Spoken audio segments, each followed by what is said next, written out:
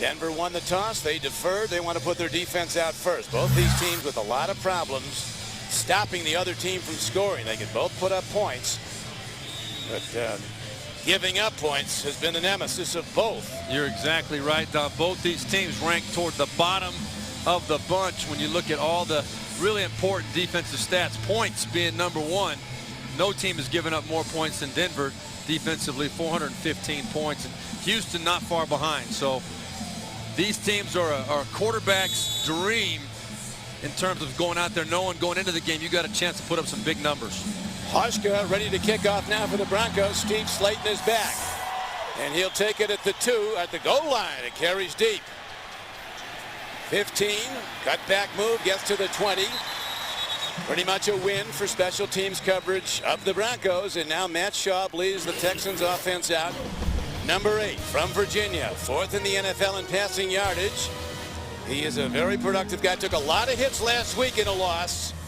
Over 3,800 yards passing this year, though. 22 times he's thrown for touchdowns. And nobody other than Peyton Manning in the NFL the last 2 seasons has produced anything close to what Matt Schaub has done. So he's the guy that really has established himself as a legitimate big-time quarterback. 3 years at Atlanta, who drafted him, now in his 4th year with the Texans. To the run early.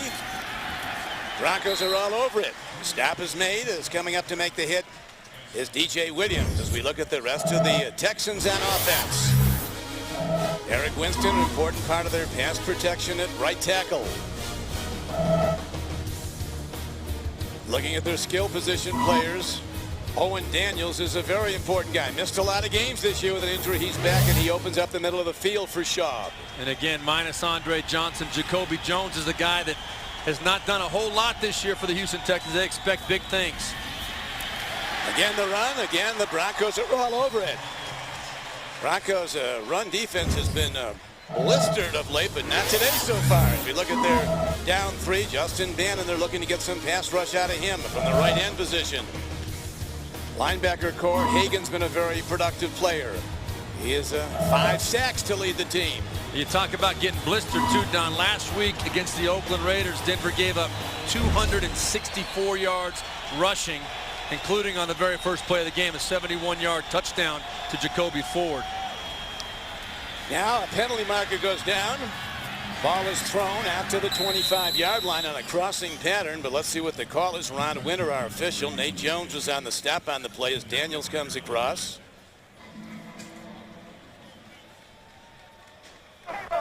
Illegal formation. 6 men on the line of scrimmage. Offense. The penalties decline. Makes it 4th down.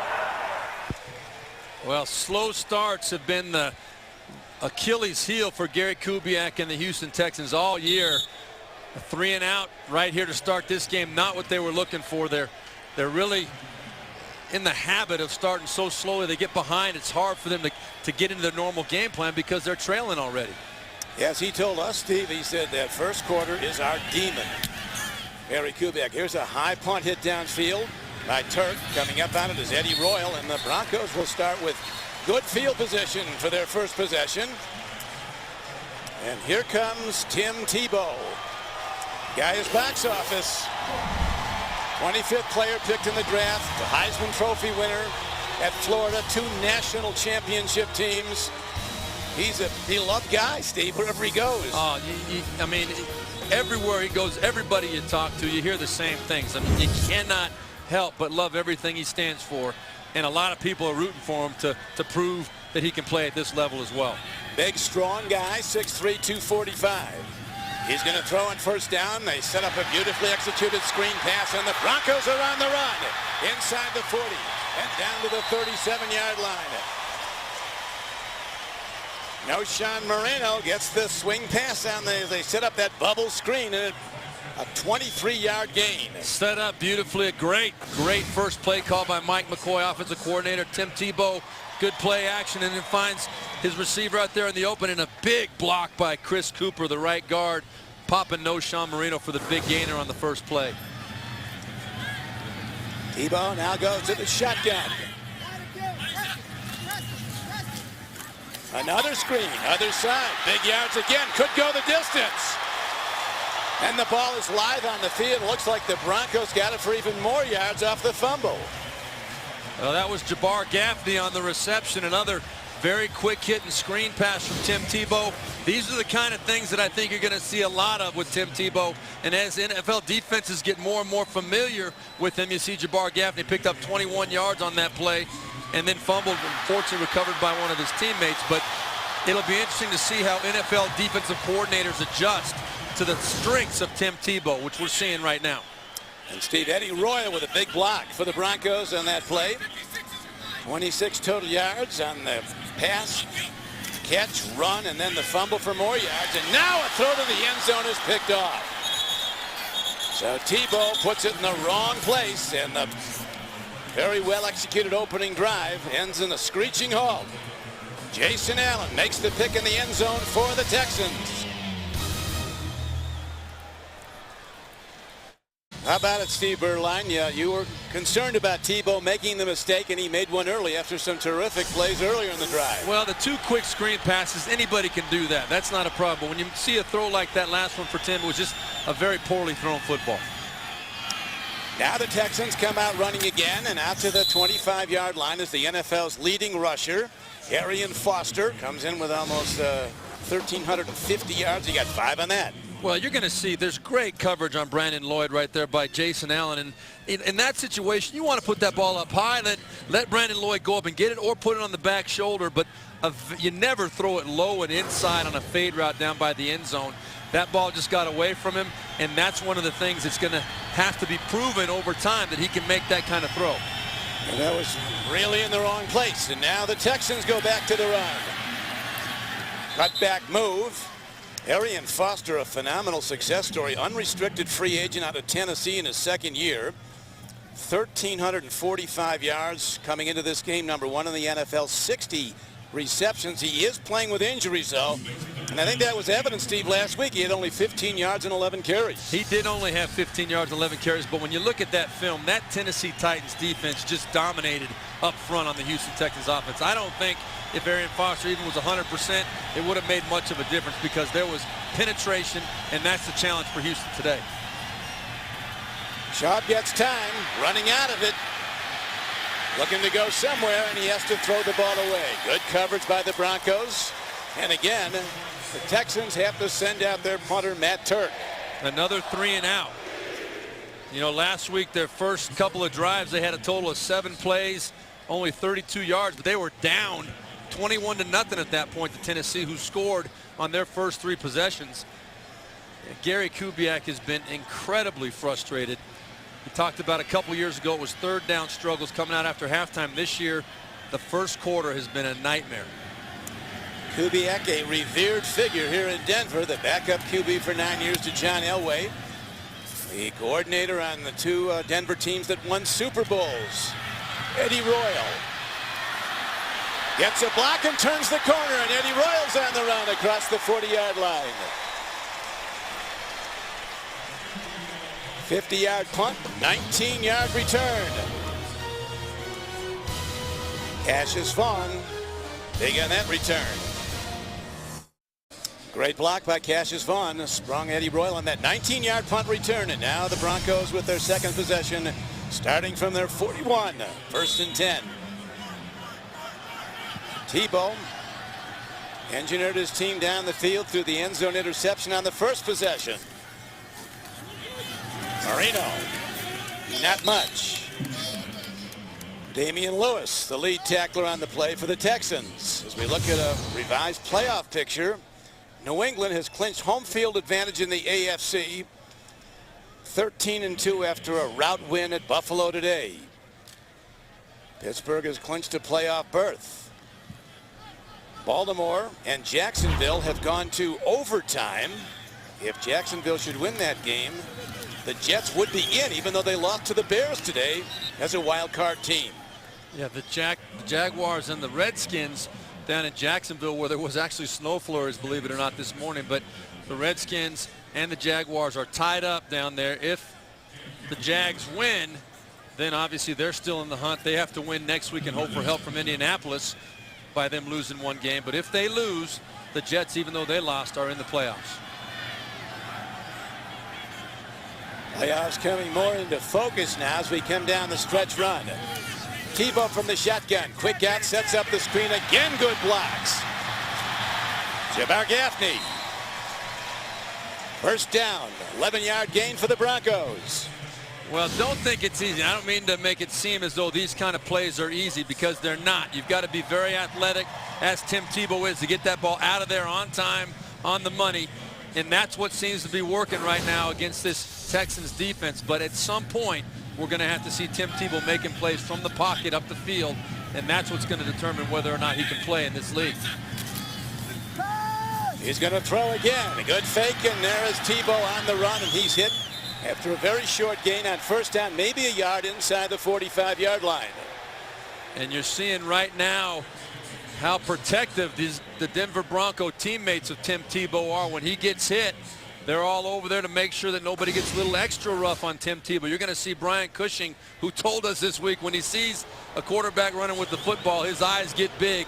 And any way you slice it, even though Tim Tebow is more like a running back when he runs the football, he is a quarterback, and those guys are going to take a shot when they get a chance. There is Cushing. Yeah, it says when a quarterback runs in this league, a defender's eyes light up. Marino, good move to the corner, bouncing outside. Not done. Penalty marker in as he gets to a 40-yard line. Now let's see what the marker is. Tackle again by Cushing, who was the NFL's Defensive Rookie of the Year a season ago. He had 133 tackles, 4 sacks, 4 interceptions, 2 forced fumbles. This year, 66 tackles so far. Sat out the 4-game suspension. But still one of the best young linebackers in the game. Illegal block in the back. Offense number 81. 10-yard penalty. Repeat second down. Yeah, Richard Quinn, it was kind of late in the play. Noshawn Marino had already made his good cut to the outside. You see right there, Richard Quinn pushing from behind.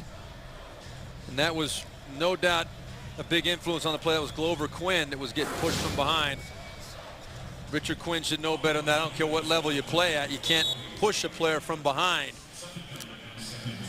So Quinn comes out. Lance Ball goes in. They send in a new package now on 2nd and long. 2nd down and 17 for the Broncos. Buckhalter. He gets to midfield. Last week it was supposed to be a running back draw to Buckhalter. Missed the exchange. Tebow did to Buckhalter. Then Buckhalter kept going and made a block, and Tebow ended up on a quarterback draw. It was really an amazing play by Buckhalter, because it was called as a draw to Buckhalter, but Tebow came out and basically said in his mind he thought it was a quarterback draw, and so he took it up in there. Buckhalter did a great job leading him through the hole, and then the rest is history. 40-yard touchdown run. There's that screen again, and again it's open for business as they get it down inside the 45-yard line of the Texans, down to the 42.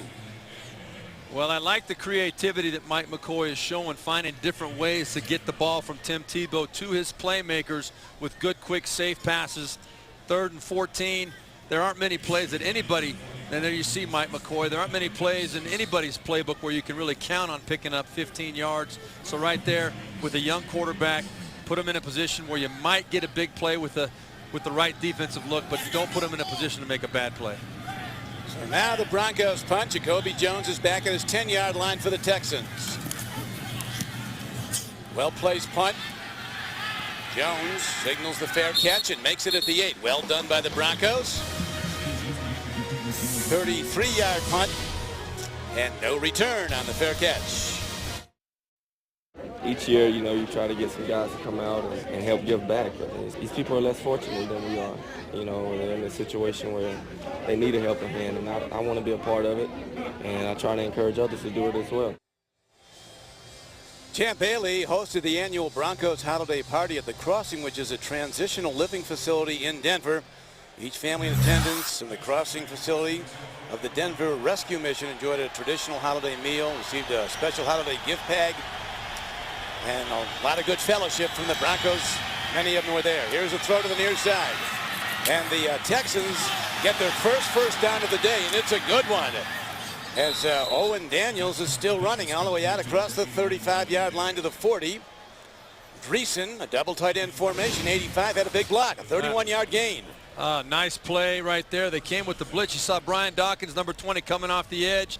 Daniels ready for the quick throw. Matt Schaub on the money. Owen Daniels, this is his third game back from taking an extended break due to still needing time to recover from the devastating knee injury last year.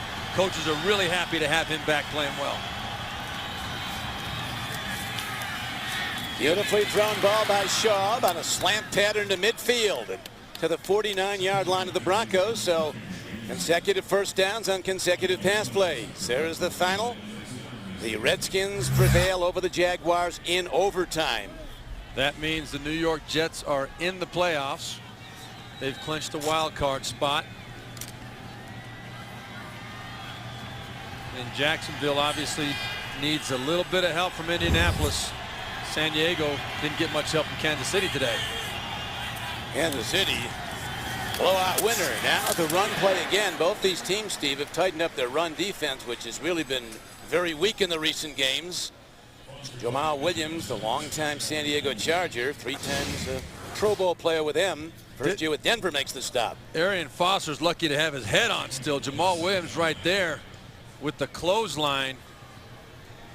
I'll tell you, it is it is rough sledding in there between the tackles. Jamal Williams, very athletic play right there. Playing up to the center, Chris Myers. Schaub, another beautifully timed throw, and again it's to Owen Daniels, the 5th-year tight end from Wisconsin. An 8-yard gain on the play. The Texans' slow starts are well documented. The first quarter has been a disaster for them. Look at how they've been outscored by 60 points in the first quarter. Well, and the thing that's worked in their favor today is that Denver has not gotten on the board yet. They're not trailing. They're able to still feel comfortable in their offense, but there is no rhyme or reason for it. Gary Kubiak is baffled as anybody, but it seems as though on this third series they're finding the rhythm a little bit. Very much so. They're 5th in total offense are the Texans in the NFL. Now a gap, and in the open field inside the 20. And heading down very close to the goal line, but not in, is Arian Foster. Dreesen again with a big block, a 33-yard run. Well, you're going to see a great job. They shifted Owen Daniels over to the right side, and you see Wade Smith, the left guard, pulling around, made a nice kick-out block, a huge hole off the right side for it. Look at that hole. That is a nice hole for Arian Foster. He doesn't need that much space to get through. You give him a lane like that, you're going to pay the price. Almost a hold on Dreesen, but it's ruled a clean block, and now the Texans are challenging for the first points of this day. Foster, he's in, and Houston takes the lead. They were 3 and out on their first 2 possessions, but they look great on this drive. Then it clicks a little bit for them. All of a sudden, that's Arian Foster's 16th touchdown of the season, 14th rushing touchdown of the year, leading the NFL. Look at the patience. The play was designed to go up inside. He didn't get flustered, didn't get panicked, bounces it outside, and once he got to the edge, he knew he had it made. Now Neil Rackers comes out to try the point after for the Texans. Pretty remarkable numbers he's put up, Steve. He 50 times in succession has made a field goal for 45 yards or less. That's hard to believe. That's not many guys can say that. He hits the extra point, up and good. And the Texans come alive on their 3rd possession. 91 yards on 6 plays. 40 of the yards rushing by Foster, including the touchdown run. Don Criqui with Steve Berline back at Denver, Colorado. The Texans with one of their best drives of this season. 91 yards and 6 plays. Schaub was 3 of 3 throwing for 51 yards. Foster ran for the other 40, including the touchdown. And it's 7-0 Texans as they kick off to the Broncos. Eric Decker. He's had a 51-yard kickoff return. This rookie from Wisconsin coughs up the ball. And the Texans are after it, Luke. The Broncos keep it. Will be Broncos ball. So a nervous moment for the Denver Broncos, but they do have the ball, down 7-0 to the Texans. Denver Broncos are ready to go. Down 7-0 first quarter here in Denver. Rookie All-American from Florida.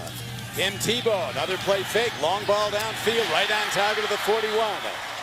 Hits a big gainer to Brandon Lloyd. His 68th catch of the year, good for a 19-yard gain. You have to like that throw, Steve. Now that's the kind of stuff you want to see. The nice play action pass, setting strong in the pocket, finding his receiver, and putting the ball on the money. Now that's the kind of throw that Tim Tebow has to show he can make on a regular basis to prove he can play at this level. That was very nice right there. 19-yard gain, sets up a first down at the Broncos 41. Again, run play is shut down by the Houston defense. If you thought the fantasy season was over, it's not. Play NFL.com Playoff Challenge today. You could win a trip to Super Bowl 46 in Indianapolis. Sign up for free at NFL.com/fantasy or search NFL Playoff Challenge. Sean Cody on the last stop for the Texans, and now it's 2nd down and 10. Tebow caught.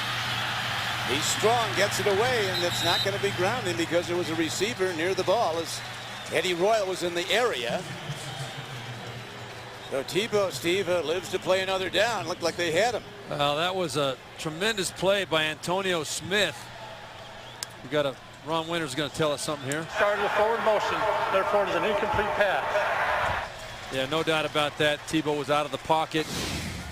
Smart, heady play to get rid of that football right there and not take the sack. Now, I think Tim Tebow's used to breaking out of that tackle in college, but at this level, there's a little bit different caliber athlete across the board.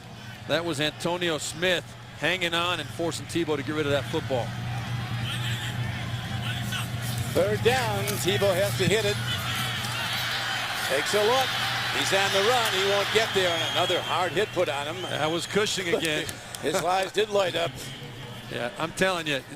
And we talked to Tim Tebow about this. Let's listen to this hit, and then we'll make a comment on it.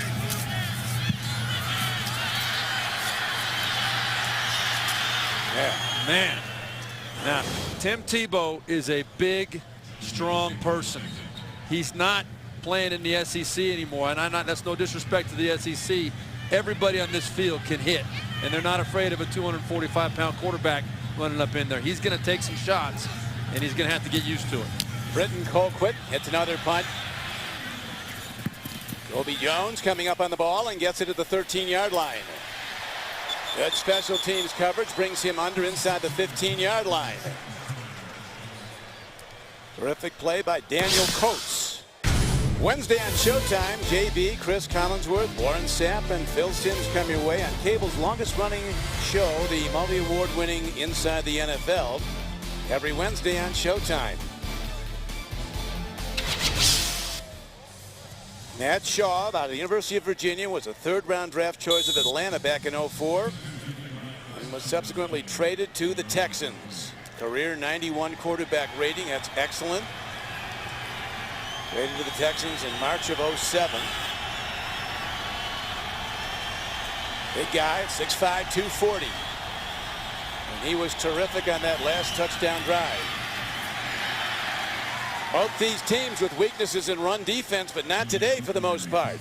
No, but we did see a couple of seams against the Denver Broncos defense that last drive. The 33-yard run to Arian Foster. That was the 19th run of over 20 yards that the Denver Broncos defense has given up.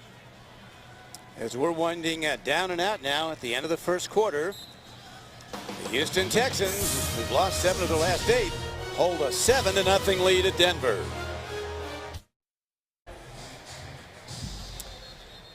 Matt Shaw and the Houston Texans with a 7-0 lead. They look to put up a lot of points on a Denver defense that's 31st in yards allowed, 1 from the bottom, and 32nd and last in points allowed this year. Broncos giving up almost 30 points a game.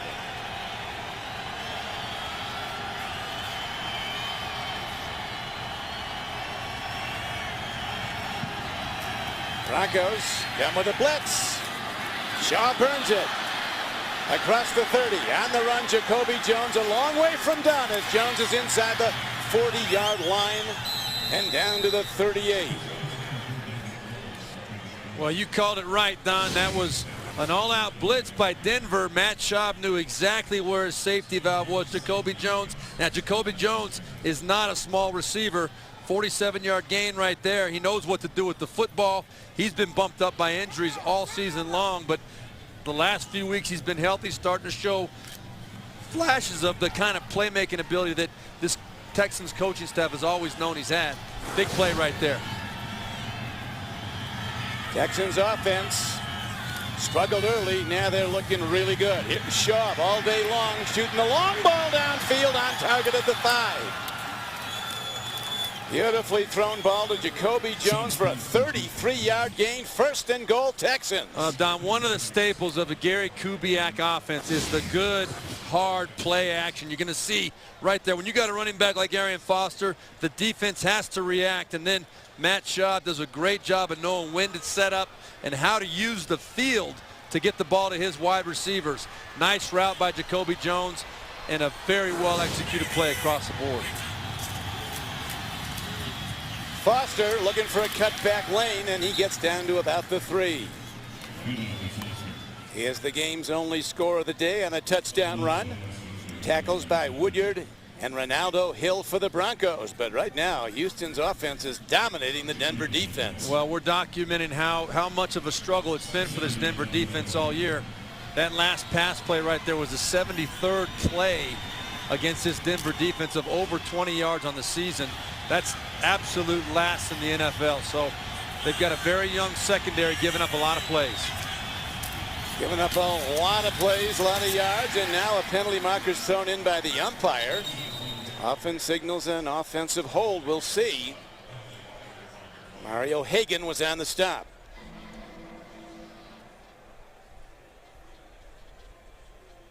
Here's Ron Winter. Holding. Defense number 91. Defense. It was holding the other way. And an automatic first down.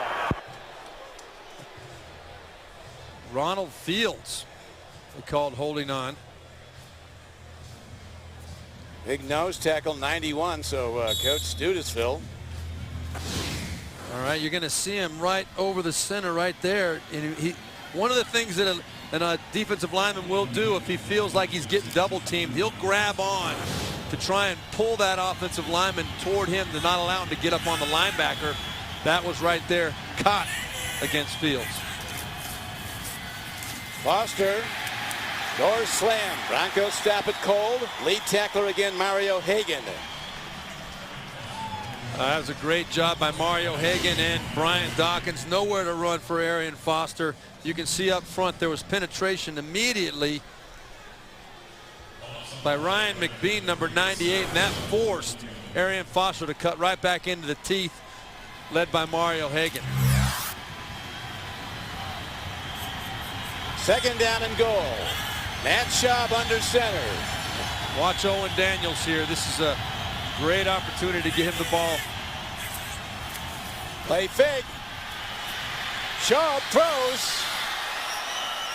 And in the end zone is none other than the aforementioned Mr. Berline's suggestion. It was Owen Daniels. Yeah, he's so good coming out of the play action fake, and you had Matt Schaub rolling that way right there. It's a hard matchup for a defense, anybody on defense, whether you put a linebacker or a safety on him. Owen Daniels is so quick when he's healthy coming out of his breaks, and the great hands. Nice ball by Matt Schaub.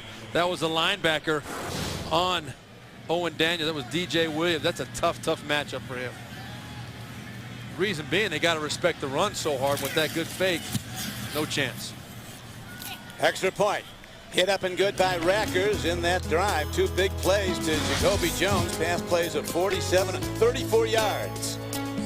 And the Texans take command.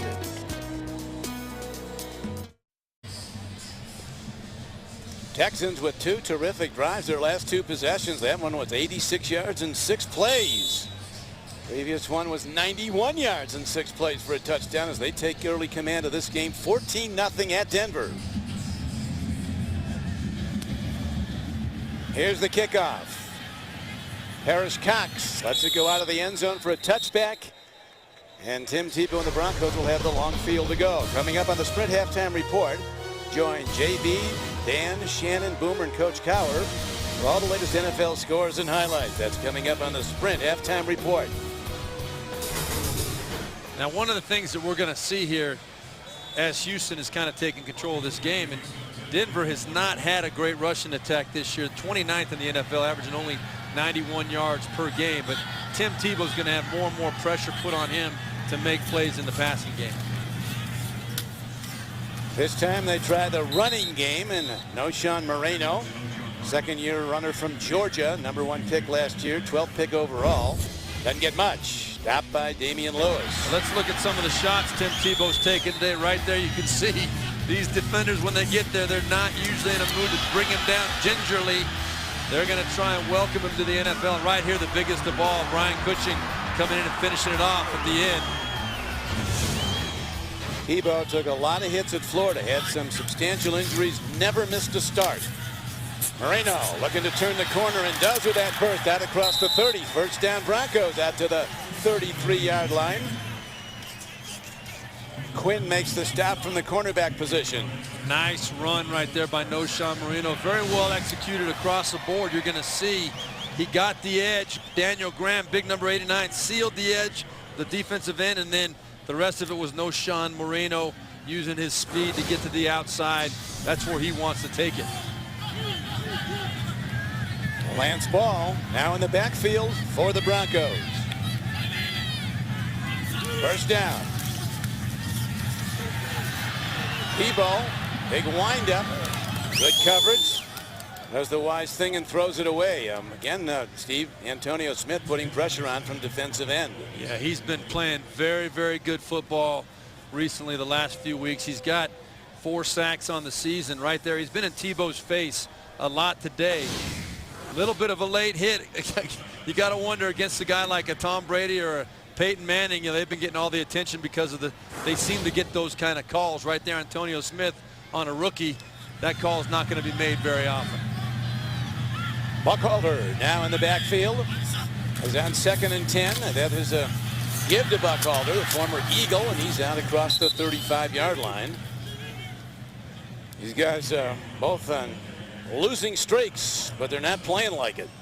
No, but Denver, particularly Houston. Yeah, Denver last week with Tim Tebow making his first start, they only had 9 first downs on the day. They were 2 of 12 on third down conversions, 235 total yards. It was their lowest yardage output of the season, but here they're facing a 3rd and 6.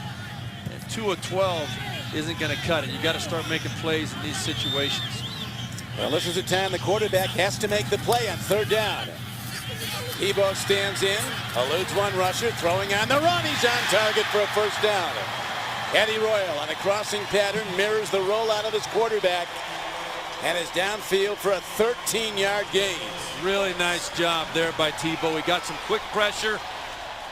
No one questions his athletic ability. You're going to see he's getting pressure off of his front side right there. Again, it's Antonio Smith, and Tim Tebow feels it, gets outside, always comfortable throwing on the move, and a nice throw and catch to Eddie Royal right there.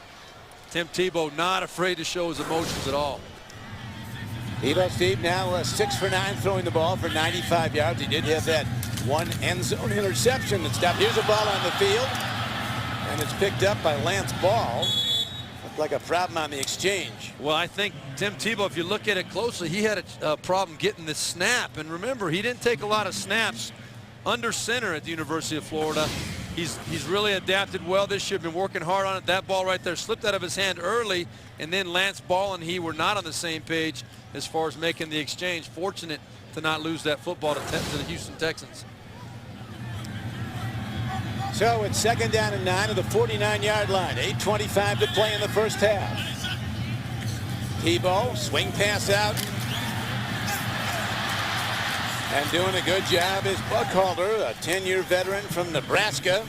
8 seasons with the Philadelphia Eagles. That's his 47th catch of this year.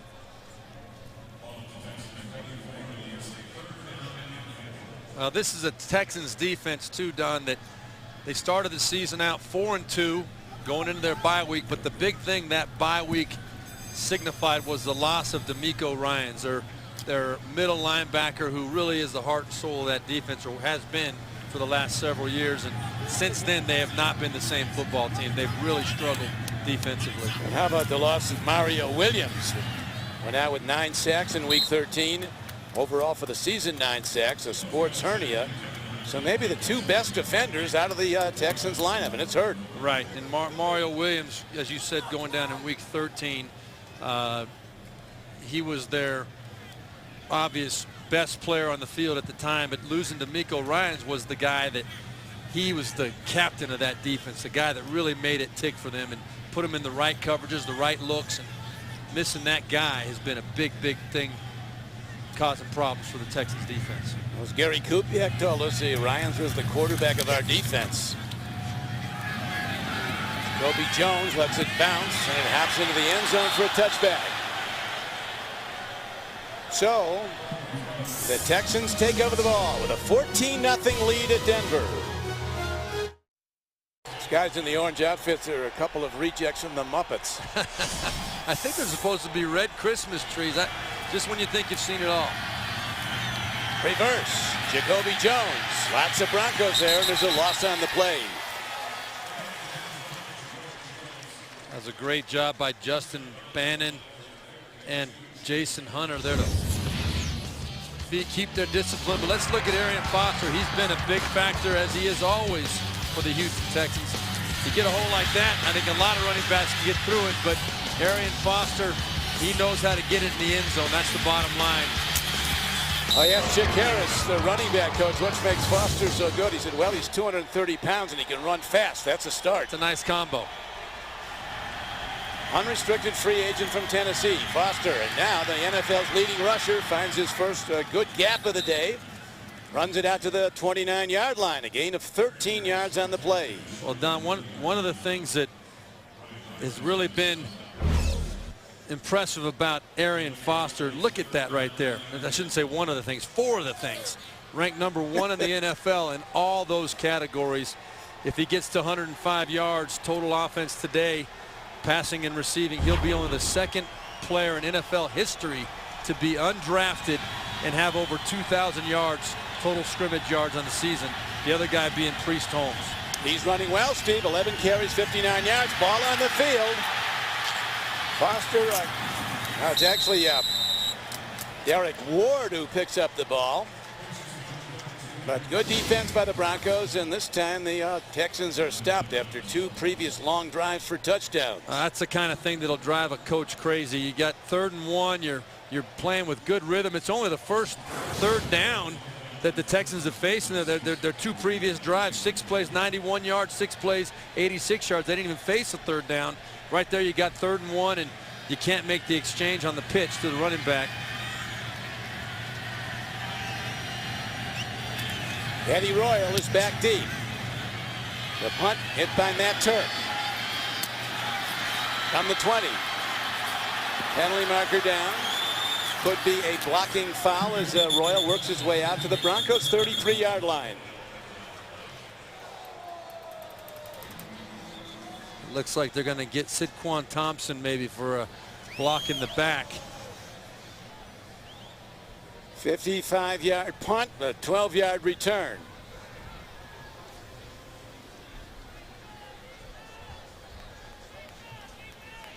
Here's Ron Winter. During the return, illegal block in the back. Number 22 of the return team. Penalized half the distance to the goal. First down. You can't fault the effort. Sidquan Thompson just trying to help out, but Ron Winters and his guys, they caught it.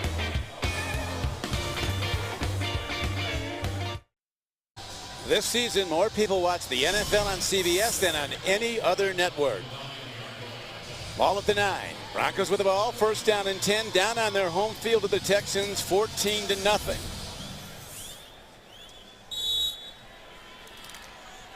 Now they've been able to contain Tim Tebow so far with his legs. Last week we saw what he can do. 78 yards in his debut, including the 40-yard touchdown. Has not been a factor yet today.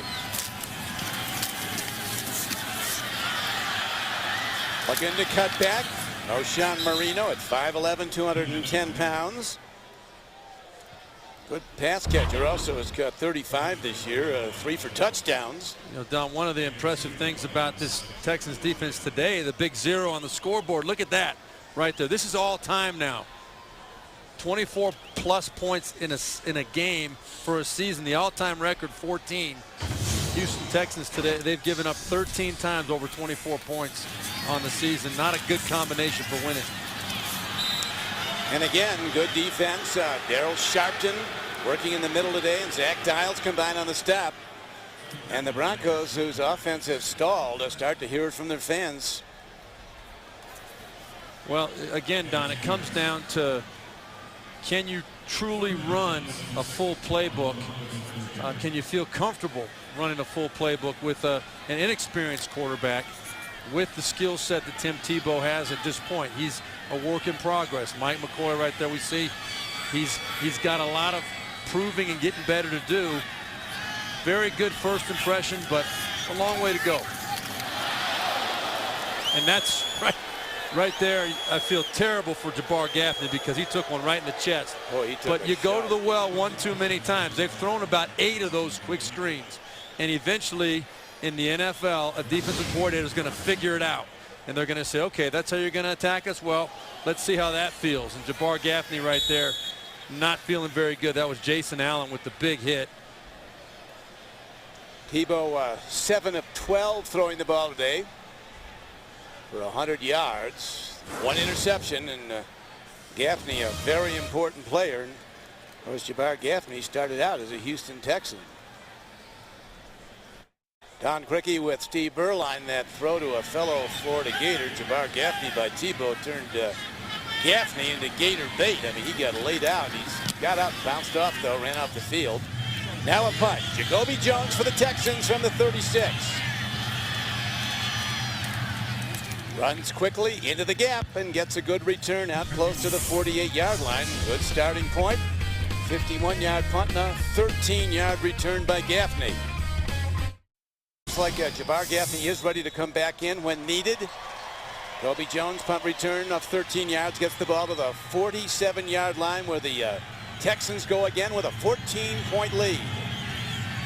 4:04 to go in the first half. Shaw, nicely timed throw. Owen Daniels somersaults to the 48 of the Broncos. Well, we got the impression talking to Gary Kubiak, and I talked to Brian Periani, the tight ends coach, before the game, that Owen Daniels was going to be a big factor in this ballgame. They felt that he was finally getting back to tip-top shape, coming off that devastating knee injury that laid him out last year, and it was driving him crazy that he had to sit a little bit more than he wanted to this year, but he's nearly back to his old self. He is an important guy, Owen Daniels.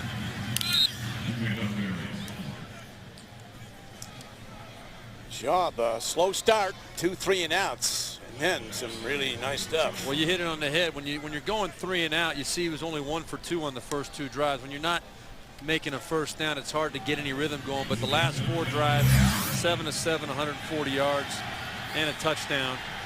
That's more like the numbers we're used to seeing. Texans started the year like a playoff team. Started 4-2. Lost D'Amico Ryans, their quarterback on defense, the middle backer. And they subsequently lost 7 of their last 8 games. Woodyard makes the stop on a short run, but it's enough for the first down. Well, Gary Kubiak's got to be feeling comfortable now. He's not used to looking at a 14-0 lead as he looks at the field. They've had a lot of tough losses this year. He told us, we were talking, he said, if you look at it, we've had 5 losses on the last possession of a ball game, 3 of them on the last play of a game. You remember the Hail Mary pass that was well documented. It killed them several weeks back, last play of the ball game. Well, they've had 4 heartbreaking losses. Unbelievable. Now, beautifully executed swing play, and the Broncos are toughing on defense. They can't stop James Casey as he gets it to 22-yard gain. A big block by Eric Winston. Casey, who caught a lot of balls at Rice University in Houston, makes a big play. With Steve Berline, this is Don Criqui back at Denver. Gary Kubiak's Texans have scored only 10 points in the last 2 minutes of the first halves they've played this season. Right now, they're in position to score points. 1st and 10 at the 21-yard line of the Broncos. Texans with 2 long touchdown drives today. Coming up on the Sprint Halftime Report, join JB, Dan, Shannon, Boomer, and Coach Cowher for all the latest NFL scores and highlights. Coming up on the Sprint Halftime Report, Gary Kubiak's been a center of a lot of football conversations. He's even talked with the Broncos ever want to bring him in here. He's very close to John Elway, and there's speculation that the greatest Bronco of them all, John Elway, might be joining this organization on the football side. Well, I can guarantee you that Gary Kubiak wants nothing to do with talking about that right now. He wants to finish this season out with 2 wins and see if he can build this Houston program the way he thinks he can. And I think he wants to stay at Houston. That's what I'm saying. He's from Houston. We see the incomplete pass to Kevin Walter right now. But Gary Kubiak would love nothing more than to stay in his hometown, and they really feel like they've built something here. Now, it doesn't show in the record. This year has been tremendously disappointing to him, but Gary Kubiak, I talked to him before the game, he really feels like this team is very, very close to being an elite football team. And, you know, we've documented a lot of the problems they've had this year. The bottom line is wins and losses, period. But he wants a chance to get it right. Well, talking to a longtime Bronco executive, Jim Sacamano, I asked him what did Kubiak mean to the team when his eyes open. He said look what happened when he left, he said. The offense stopped. Williams makes the stop on the play. Clock inside, a minute to play in the first half. And it looks like Gary Kubiak is going to send the kicker out there. They're going to call a timeout, let the play clock run down, use up as much time as possible. 20 seconds left on the play clock. So the Denver Broncos with their rookie quarterback Tim Tebow came out throwing bubble screens to either side, moved the ball right down the field on their first possession. And then Tebow threw a interception in the end zone to stop the drive, and the Broncos have not challenged for points since. We come back as Neil Rackers, with that remarkable streak, made 50 straight field goal attempts from 45 yards or less. This is a 34-yarder. So Steve, can we put it in the book before he kicks it? You know, I think it's about as close to a sure thing as you can get. Rackers has now kicked 51 straight field goals inside 45 yards, and the Texans, who've struggled mightily in the first half this season, have a big first half today at Denver, a commanding 17-0 lead.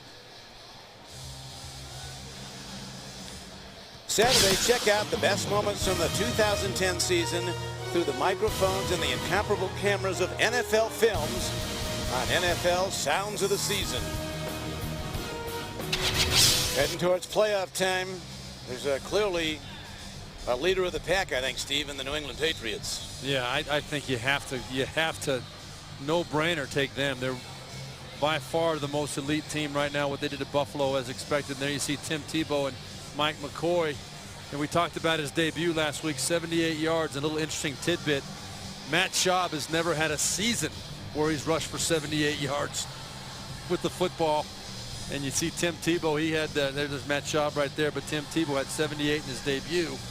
He's going to get a chance in this second half. I would expect right now they'll just take a knee, go into halftime, try and regroup. But the second half, I know Mike McCoy, know him well from his days in Carolina with the Panthers. He's going to give this kid a chance to make some plays in the second half because he has to. So Tim, he has not rushed Schaub for 78 yards in a season. Can't do everything, I guess. He can sure throw it. Here's Eric Decker downing the ball, and the Broncos will start at their 20 with not a lot of time left. 22 seconds to play in the first half. Tebow so far 7 of 12 for 100 yards throwing the ball, the 1 interception. They need to get stuff going downfield because they're not running it well. Yeah, but the one thing you don't want to do here, Don, and as I said before, you're backed up at your own end. If you put it on Tim Tebow to try and make a play right now up the field, if he turns the ball over, you're giving more points to Houston. I expect him to take a knee right now. Maybe hand the ball off. He's going double tights like he's going to run it. Let's see. Handoff, moving nicely. This Lance ball, and he's out close to the 30-yard line. Looks to be just short of a first down, and that's probably going to do it for the first half. It will, so now the guys mix it up a little bit as the Texans take a 17-0 lead at halftime. We'll be back with a Sprint halftime report after this message and a word from your local station. You're watching the NFL on CBS. At the half, the Texans lead the Broncos 17-0. And it's time to take a look at our Droid replay of the game presented by Motorola. Great throw by Matt Schaub to Owen Daniels right there. Tough matchup for linebacker DJ Williams. That was the second touchdown for the Texans, and a kind of a confidence booster for them going in, because now they had a 14-point lead. They're not used to having that breathing room in the first half, at least as of late. Bad news for the Broncos. The best efforts of the Texans have come in the second half. Texans with a balanced offense, 170 passing, 67 rushing. So they've been balanced and they've not made mistakes. No, they have not. And this is a team, as you said, that gets better in the second half, generally speaking. They've been a very dominant team, one of the best in the league in the second half. You look at the first half stats, though, you can see 8.3 yards of play for the Texans. That's a key. The Broncos have not had an answer, have not had an opportunity to stop them after the first couple of drives. Time of possession pretty even, but what you really see is after the first drive, when you talked about it earlier, Don, excuse me, Tim Tebow made some plays in that first drive and the quick passing game, the screens. We've got to see him now with the deficit that they're facing, down 17-0. He's going to have to stand in the pocket, make some plays up the field. Kyle Orton, who started most of the season, he's injured. He's the third quarterback today. They don't think they can play him. Brady Quinn is the backup. And you get us a touchback reception by Parrish in the end zone. Reception of the kick, and you don't want to pull the rug on Tebow to jumpstart this team, but would they ever go to a backup? Well, you know, it hasn't been warranted yet by performance whatsoever. I don't think Tim Tebow has played poorly, with the exception of the one poor throw, the interception in the end zone that took away points. But what we're going to have to see is whether he can make plays consistently in the pocket in the passing game. The pitch and the stretch run. Last ball. Second year back from Maryland, gets some good yardage. He's going to spat it out close to the 35-yard line, a gain of almost 15 yards. Darryl Sharpton, 51, makes some noise when he hits. Yeah, the rookie, fourth-round draft choice out of Miami. He's a guy that the Texans coaches are very excited about. We've got a player hurt down there right now on the field. That's Sean Cody, defensive tackle. So Sean is attended to. Breaking the action at Denver.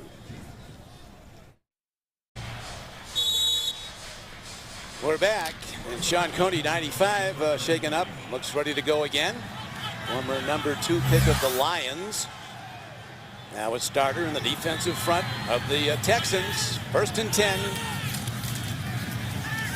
Play fake. Tebow launches a long ball. Receiver is there, and he's got it inside the 20-yard line.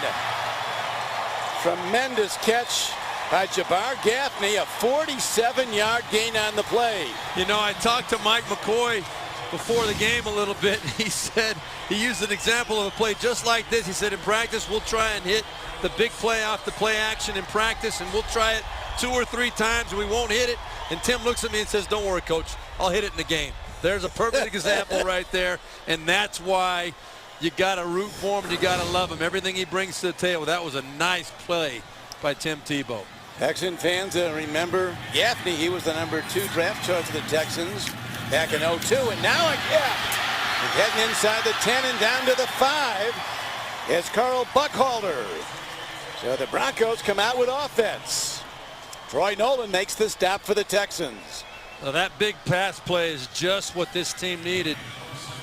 You know, we talked a lot to people throughout the organization coming into this game, and every one of them said that the energy that number 15 brings, and the Broncos, you see, have never been shut out at home, now down to the 6-yard line, but the energy that Tim Tebow brings to this stadium, not only to his own team, but to this stadium, has been lacking for a while. See, never shut out at home. That's in 401 games, 386 regular season, 15 home playoff games. One of the signal figures on the Denver skyline, the the Stallion atop the Invesco Field Mile High scoreboard. Studesville, interim coach, Matt Schaub, quarterback for the Texans. He's played great football, and now Tim Tebow looking to get the Broncos in the end zone for the first time today. Down to the goal line. Touchdown Denver. Carl Buckhalter. Big block by Daniel Graham. Could not have been a better start to the second half than for this Denver Broncos team. Carl Buckhalter taking it in from 6 yards out. Eric Studesville knows that's exactly what this team needed.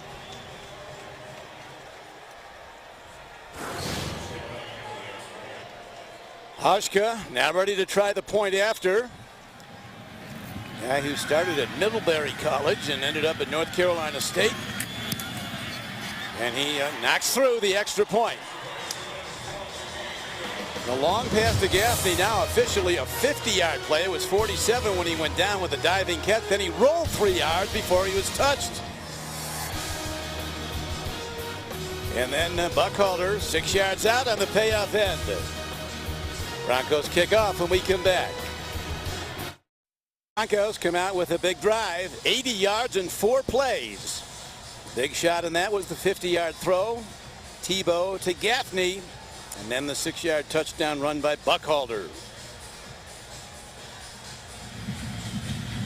Now the Broncos kick off. Slayton will down the ball. And on the touchback, the Texans start from their 20. Celebrate with the best when America salutes Paul McCartney, Oprah, and more. It's a spectacular all-star evening at the Kennedy Center Honors. Tuesday, only CBS. We talk about the Houston Texans. This is a team that is very, very efficient in the second half. You see 54 points scored on the opening drive of the second half. They've got the third best point differential in the second half, plus 51. They come out with power football out to the 30-yard line. Boy, what a good run that was. That whole left side of the Texans offense. Dwayne Brown and Wade Smith, Chris Myers, the center, came up and made a statement on that play right there. You saw Vontae Leach, the fullback, number 44, coming around, leading up in there. That's just a straight physical play saying to the Denver Broncos defense, you know what, get used to it, we're coming at you again. Got some good blocks. Woodyard, the lead tackler. And it's a first down at the 30. Play faking. Schaub gets a long look. Going deep.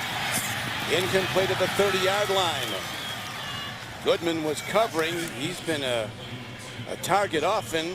Andre Goodman at right corner. For a very good reason. Champ Bailey's at the other corner. You don't want to throw there. Well, I want you to watch right here. You're going to see Owen Daniels coming across underneath the intended receiver right there. Matt Schaub that time decided he wanted to get a little bit greedy. But look, right there you can see wide open underneath. That would have been the right throw for Matt Schaub. It was a big gain coming across the field. That was Owen Daniels. You don't get many good opportunities like that with the man coverage to hit a guy on the move that far up the field. Schaub again, looking, he screens the ball, and there's room to run. Beautifully executed. Arian Foster working the sideline across midfield, and he's down to the 42-yard line, a 28-yard pass play. Oh, beautiful screen pass. Watch the center, Chris Myers, number 55. The key block right here. He's going to come and loop around, and right there you can see him in the corner of the screen. Just got enough of DJ Williams to keep him from getting to Arian Foster. That was the key block. It was set up beautifully by the formation and the play action. Arian Foster, that's about as easy as it's going to be to pick up a big gainer in this league. Big gainer it was. Now the Texans with a 17-7 lead. Looking to answer that touchdown drive to open the half by the Broncos. Running play to the Denver 40. Derek Ward runs it. Justin Bannon makes the stop.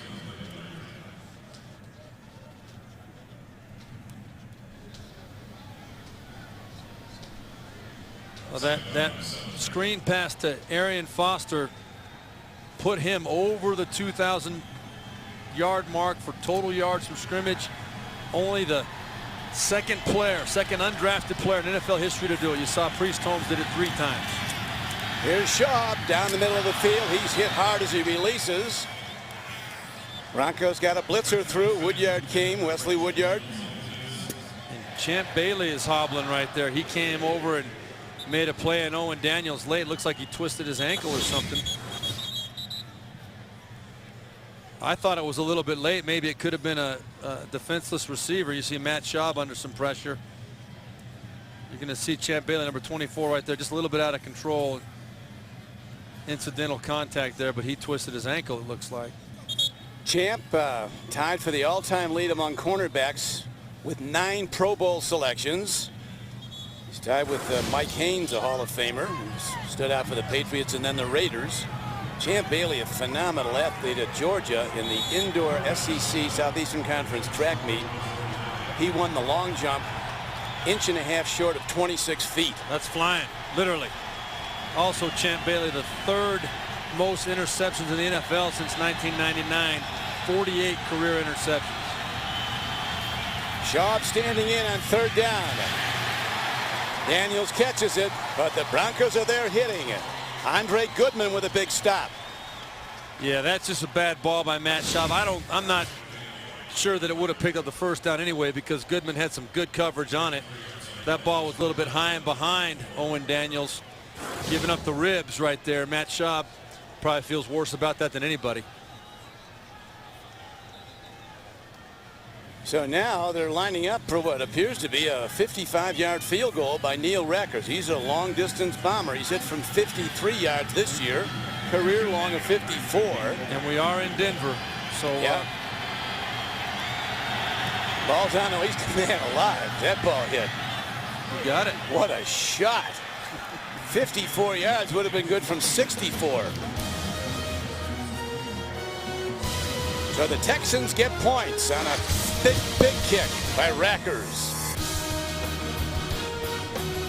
That's impressive.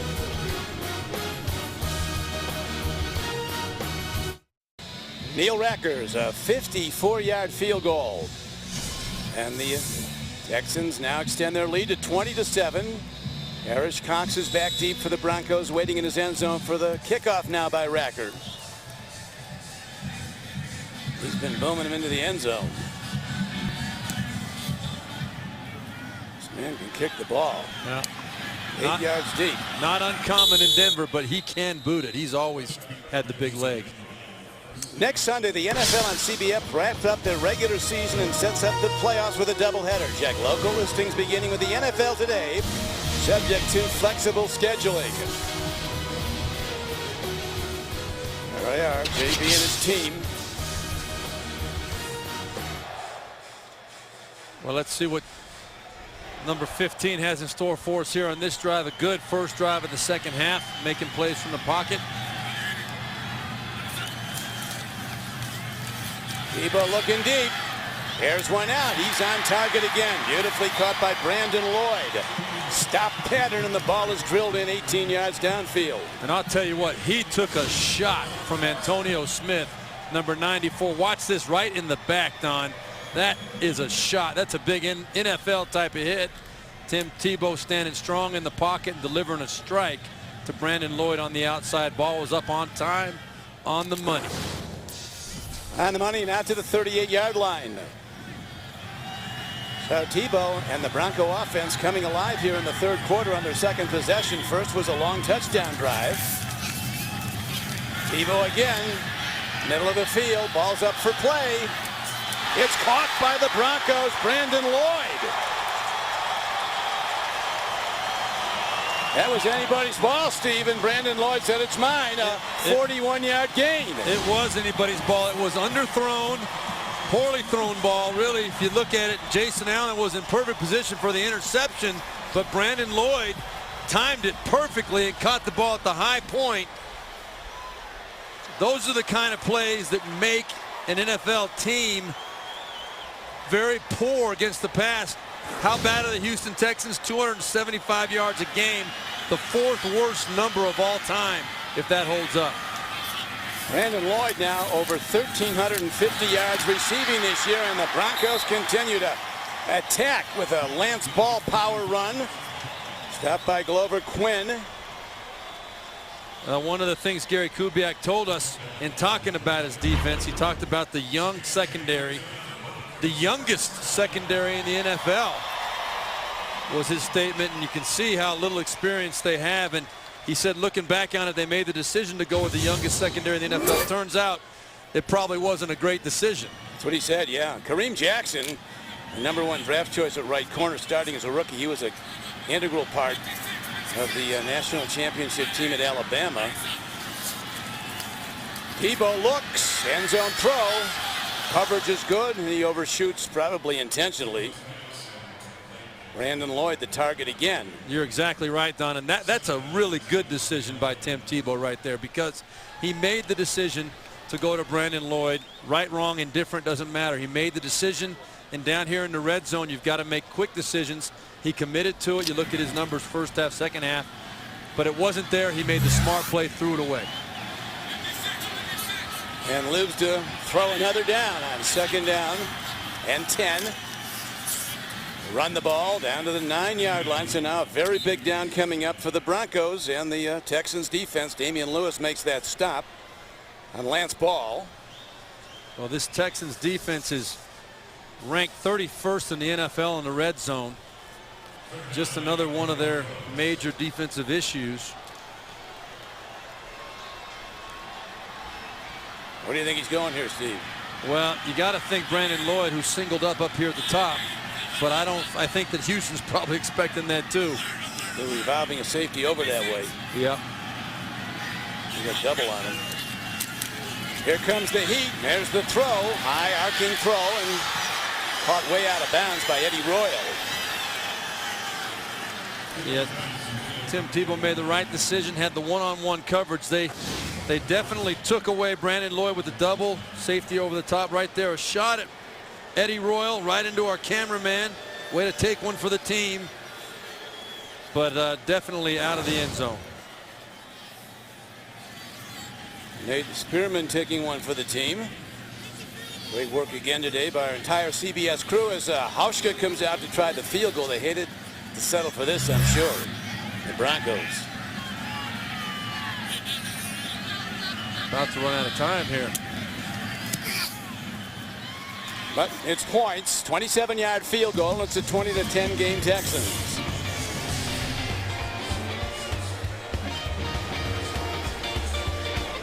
Here's the Brandon Lloyd catch. 41 yards downfield. Don Criqui with Steve Berline. Back at Denver, CBSSports.com is streamlining its award-winning fantasy games. We're going to tell you more about that shortly. Denver on a 59-yard drive. It ended up, though, in a 27-yard field goal as the kick is hit downfield. Steve Slayton takes it out this time. Looks for a gap. 2 arms on the ball, and he drives to the 20-yard line.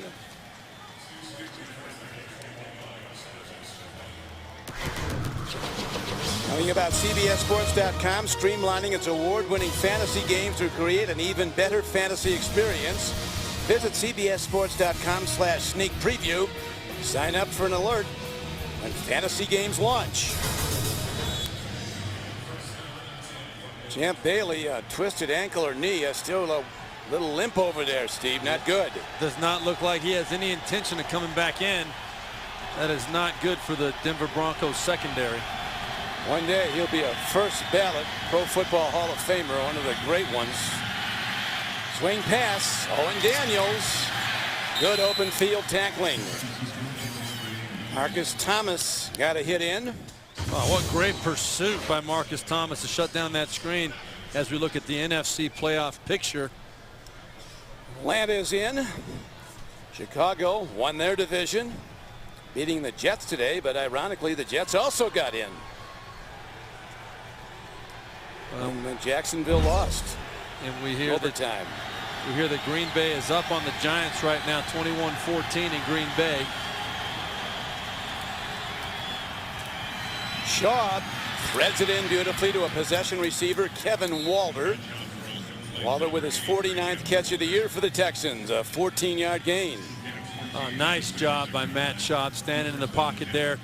Pressure coming, but he's so comfortable in this offense. He's been with Gary Kubiak now for 4 years, and they really have a rhythm. He knew exactly where to go when the pressure was coming. Hit Kevin Walter right in stride. A nice pickup. You will get better playing quarterback for Kubiak. No doubt about it. Stretch runs. Toss.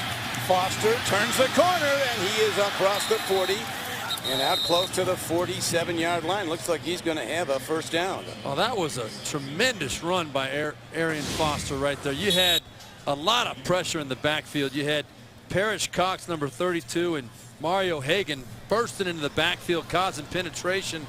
Arian Foster did not get rattled at all. We've got a player down on the side. That's Marcus Thomas again. Tremendous run, though, by Arian Foster to stick with it, to trust it, get it to the edge, and turn the corner, make a nice big gain out of it. And he, Steve, is putting up Arian Foster-type numbers today. 87 yards on 16 carries. He had only 15 yards last week on 11 carries.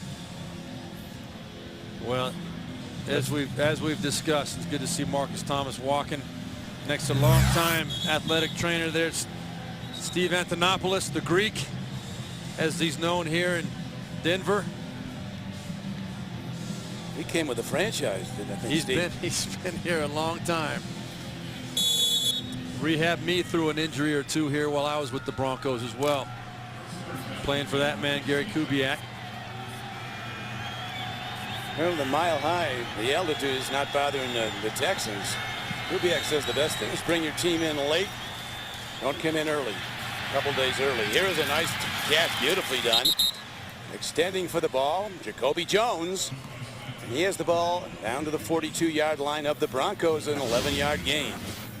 Nice catch, but really a great job by Matt Schaub. You could see how he scanned the whole field on that play. He was looking to go to the right side, but coverage took him back to Jacoby Jones. He read the whole thing perfectly, got it back, and delivered a strike on the backside of Jacoby Jones. So Schaub is now over 4,000 yards passing for this season. And again, that good speed despite his 230 pounds, but a superior open field tackle. Parrish Cox comes up from the corner 32 and makes the stop. Well, on the previous long run off this outside action to the right, Parrish Cox did not make the play, had great penetration in the backfield. He won the battle that time. A nice open field tackle for a loss of a yard on the play. Gary Kubiak said of Schaub when we talked to Gary that he has a chance. He's good now. He says he has a chance to be great. And he said great quarterbacks are measured by wins and losses. And unfortunate what's happened this year, but that's what it's going to take to get that designation. Long ball, coverage good by Cox. Now a marker late.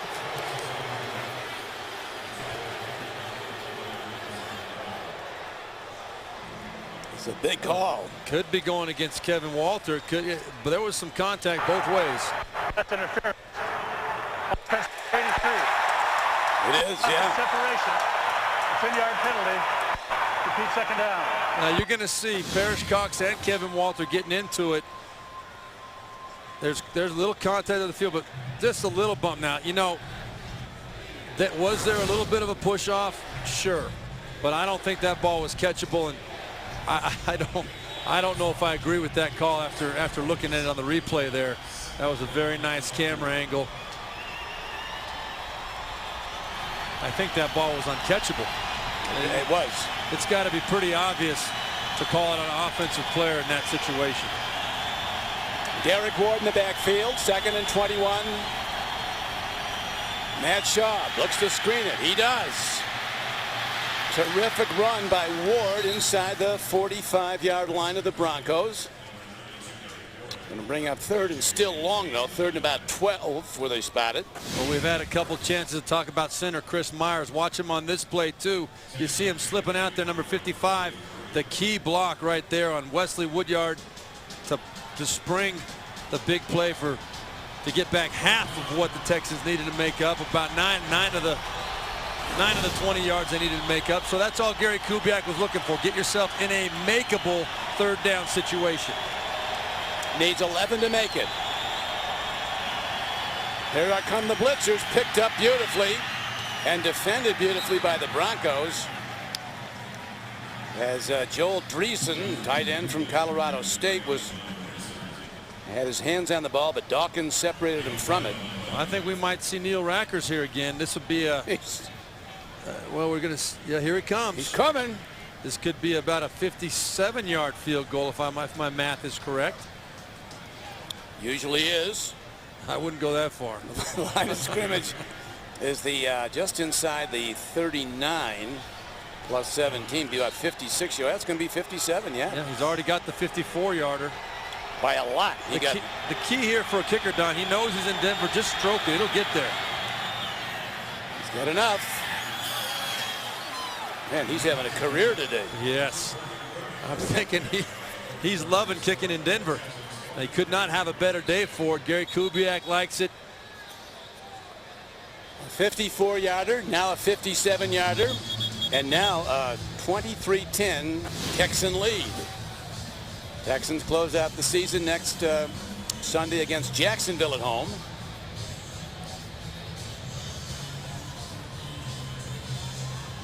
And that kick tied the Houston Texans all-time franchise long field goal of 57 yards. Wait till the Texans' next possession before we say that. Exactly right. Neil Rackers, an 11-year veteran from Illinois, came in hitting 22 of 25 for the season, 88%, which is exceptional. He was 1 of 2 from 50 plus. Today he's 2 of 2 from 50 plus, 54 and 57, and he has been exceptional. And again, Parrish Cox goes back for the Broncos, standing in his end zone. Broncos have had a hard time getting kick returns off the kickoffs of Rackers.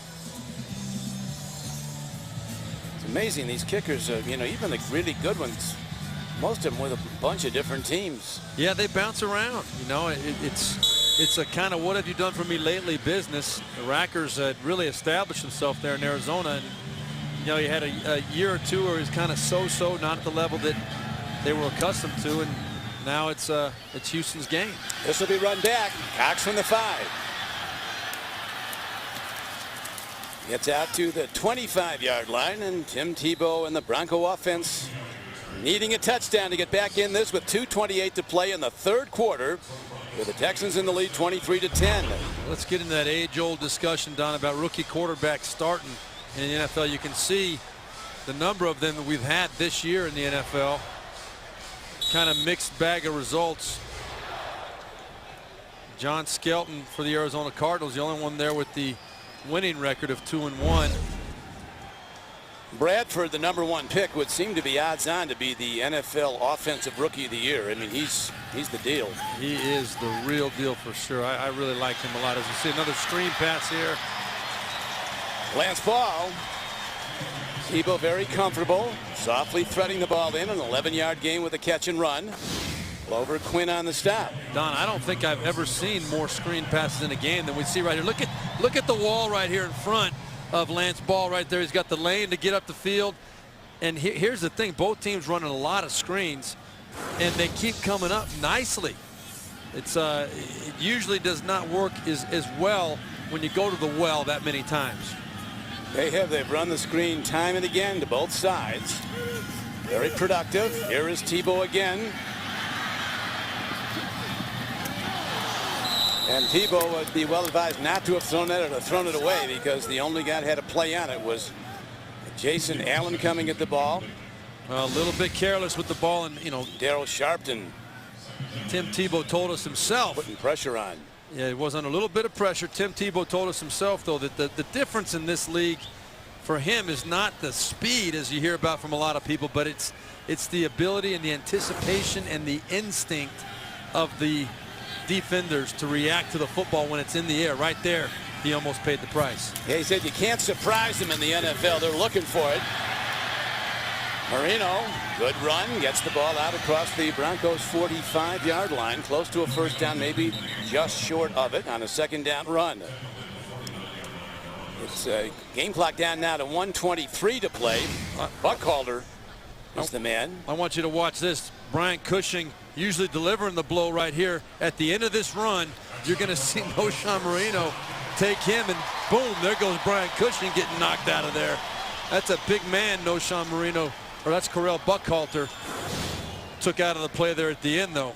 Cushing not used to getting knocked back like that. Cushing's a much bigger man at 6'3", 260.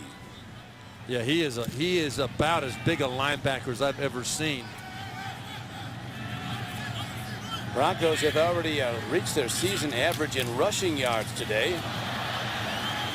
Misconnection on the exchange. Buckhalter does well to hold on to the ball as middle backer Sharpton was right in there. You know what that was, Don? That was a complete bust on someone on the left side of the Broncos line. Sharpton lined up out there on the edge and just came untouched into the backfield from that left side.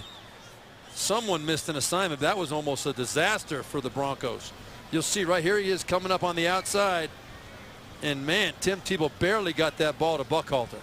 Texans really like Daryl Sharpton, a rookie linebacker from Miami of Florida, picked in the 4th round last April.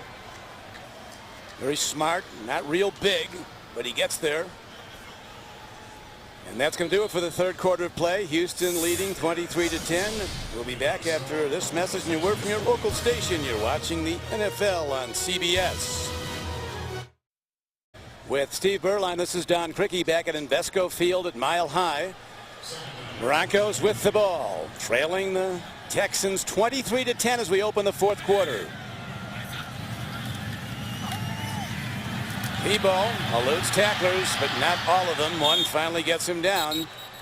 That's coming up to make the play was Mark Anderson. 96, and there's a penalty marker down. Was there a hold? Oh, it's up the field like it might have something to do with the receivers. If the play goes, it's the first sack of the day for the defense.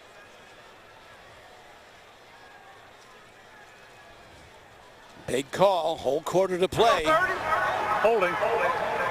Defense number 30. Automatic first down. 5-yard penalty. A first down. That's a shame for Houston. Jason Allen totally away from the play. They're going to call holding right there. You got a little head slap from Brandon Lloyd. I don't see it. I mean, that was within a 5-yard chuck zone.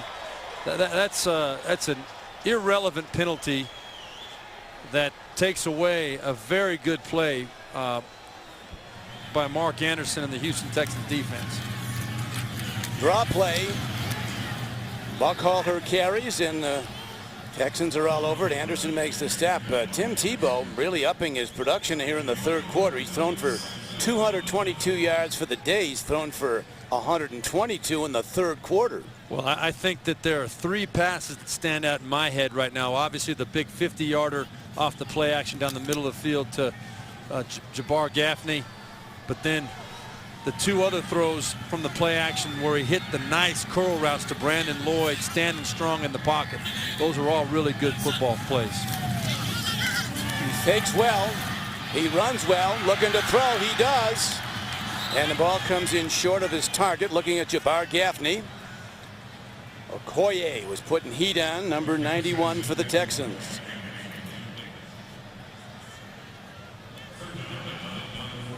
Tim Tebow was actually born in the Philippines. His parents were missionaries there. He told us, we were talking about the people doubting him in the NFL if he can be a quarterback. He said, hey, they doubted me in high school. He went to a high school and the guy told him, you're not playing quarterback, you're going to be a tight end or a linebacker, and he switched high schools. He said he's been trying to prove people wrong ever since.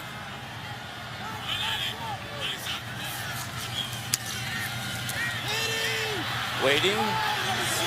Right on time to an open receiver. Down to the 31-yard line. And before our eyes, you have to think that Tim Tebow's coming of age in his 2nd start in the NFL.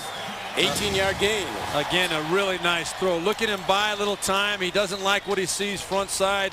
Sets up and delivers a bullet strike to Brandon Lloyd, who goes down the sideline.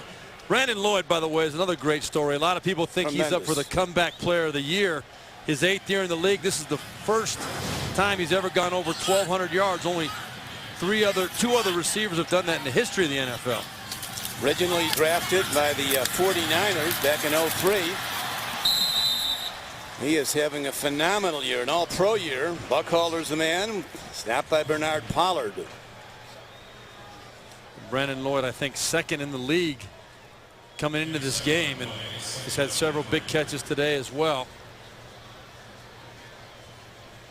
You know, we asked him in our conversation the other day if he surprised himself, if he even exceeded his own expectations. He said, you know, I'm not really one to set a bunch of goals. I just like to show up every day and do the best I can and see where things fall. And the man that's throwing the ball, Tim Tebow, his teammates say that in the huddle, you get the feeling this guy expects to win. He's a very confident guy, very poised. He's done a lot of winning. We're back at Denver on this drive. 8 plays, 50 yards so far. Third straight Denver drive for over 50 yards, all in this half. Tebow gaining in accuracy and confidence as the game wears on in his second start in the NFL at quarterback. 25th player picked in the first round. Many criticized it, didn't think he was an NFL quarterback. That's fine with him. He likes the critics, he told us. Helps motivate you. Called run, he gets the first down.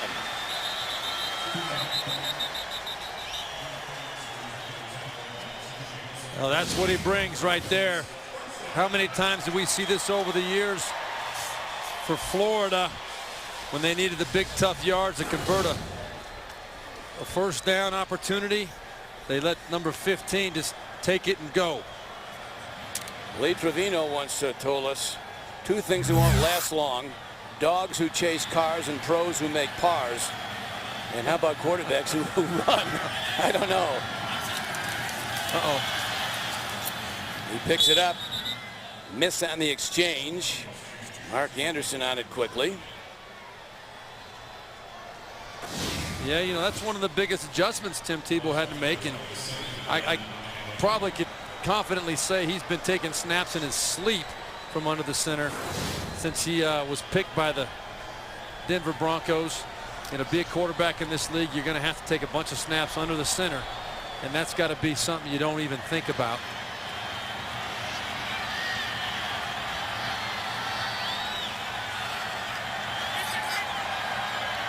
Another checked off, second down. Blitzers are coming hard, and Tebow's on the run and not far. Terrific defense by the Texans. You know what that was, Don? That was tremendous discipline by the Texans on that defense. That was Jamison making the sack, but they came up the field hard. And what ends up happening a lot of times, and a good running quarterback will expose this, but look at how evenly dispersed those defensive linemen were. They all were coming up the field pressuring, but they kept their lane responsibilities, and that's what was able to finally corral Tim Tebow right there. A lot of times a good running quarterback under pressure is going to step up and go, and if you're not disciplined, it can be a big play. There's a big play now. 3rd and 14. The screen pass again. Nice. Buckhalter with a great change of direction. Move is heading in. Standing up on the play of the day for the Broncos, and they're right back in it.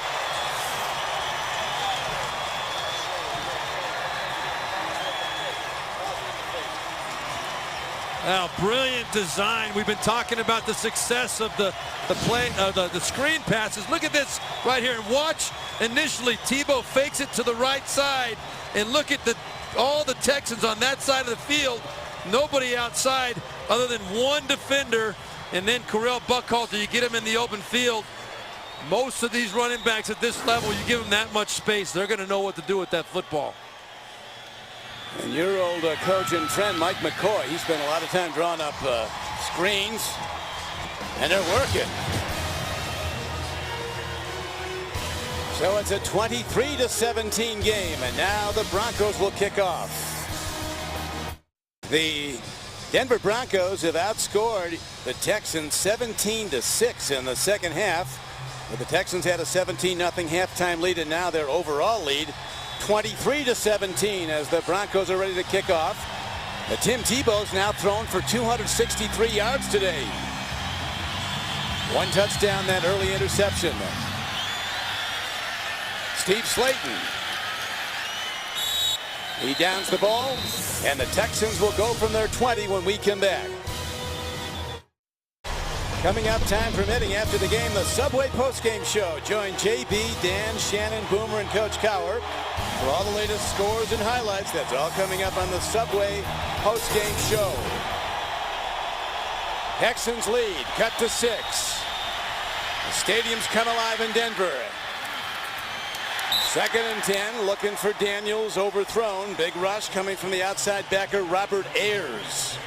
Yeah, he had a clean shot at Schaub. You're going to see right here, Ayers came up. You read that play action and made the hit from behind on Schaub. He's holding his head. He took a lot of hits last week, Matt Schaub. He did, and that could very well have been close to a head-to-head contact the way it looked from behind. Sounds like the good old days here in Denver. Yeah, they can make some noise. Beautiful slant pattern throw, and the mark is going to be at the 31. It's a first down.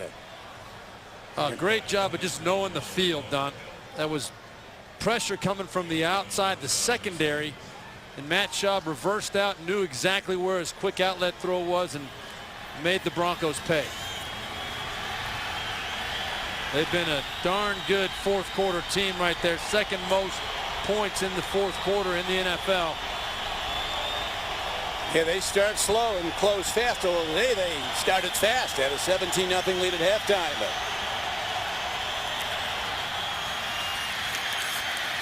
Foster gets some, and he's thrown back from the 34-yard line.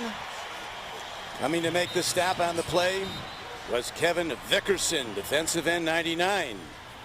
This is a play down where Arian Foster really didn't have the cutback opportunity. Probably regretting he did.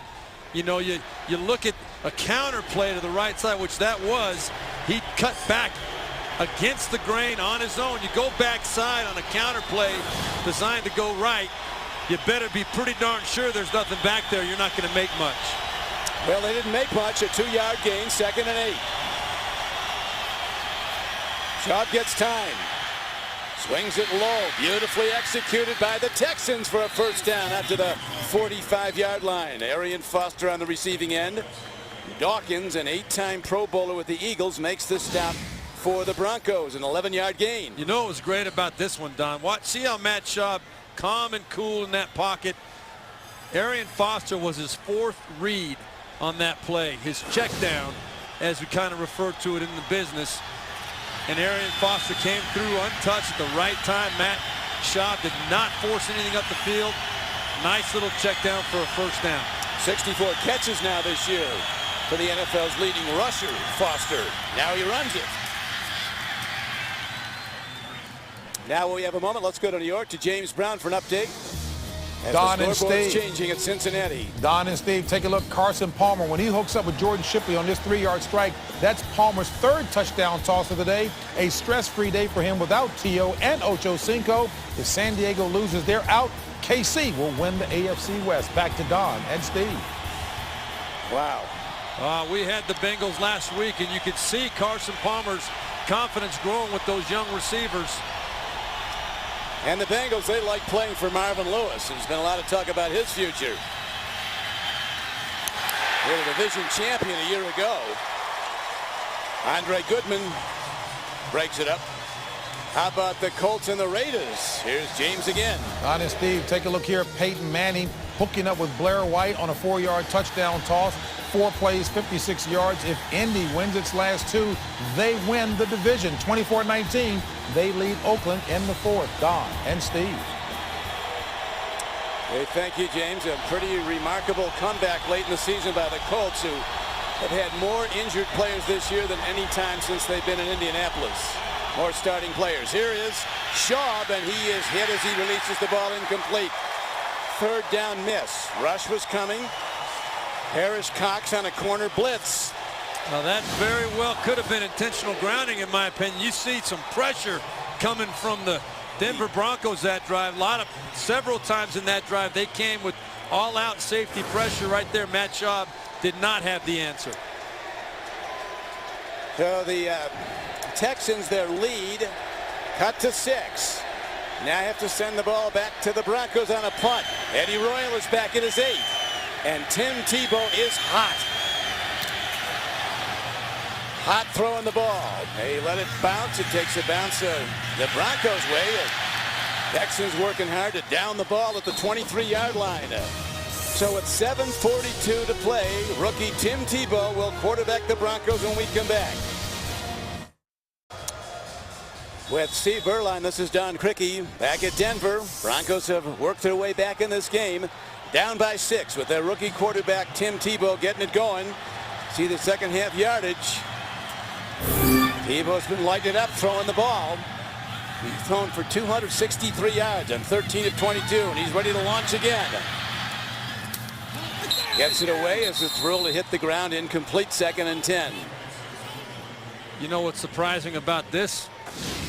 From the Texans standpoint, they're usually a second half team. Their only points that come on 54 and 57-yard field goals. As we see, the ball definitely did hit the ground.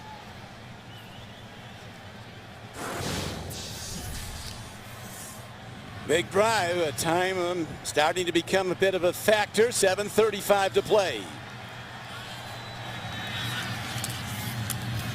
They run it. And the Texans stop it. Buckhalter runs, lead tackler Okoye.